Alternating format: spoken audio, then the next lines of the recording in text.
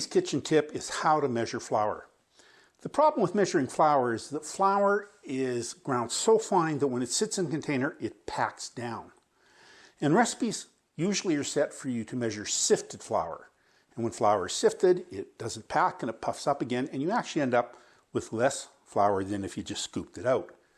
So just to do a little experiment, what I've done is I've measured some scooped out flour that wasn't sifted, and there's 33 grams of flour if you don't sift it. So what I'm going to do now is sift some flour into a 50 milliliter measure, the same amount that's in there.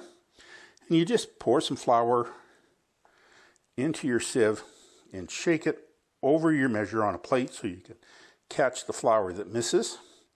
You can get special sifters for doing this, but there we go. And once that's done, you're just going to take a flat edge and smooth it out. So there we have 50 milliliters of sifted flour. And let's see how much it weighs.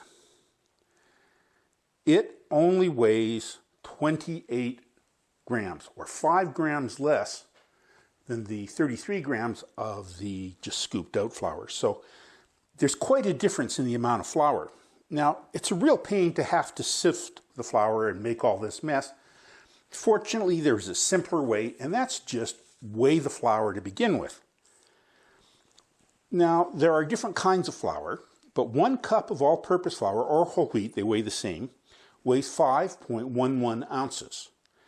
Now, if you're working with bread flour, it's 5.54 ounces for a cup, and 4.59 ounces of cake flour for 1 cup of flour.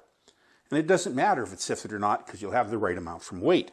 If you work in metric like I do, 1 milliliter of all-purpose or whole wheat flour weighs 0.613 grams. 1 milliliter of bread flour weighs 0.664 grams.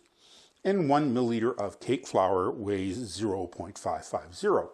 So if I want 250 milliliters of all-purpose flour, I just multiply 250 times 0.0613 and then weigh out 153.3 grams, and I will be right on without sifting. That's today's tip from the Old Fat Guy.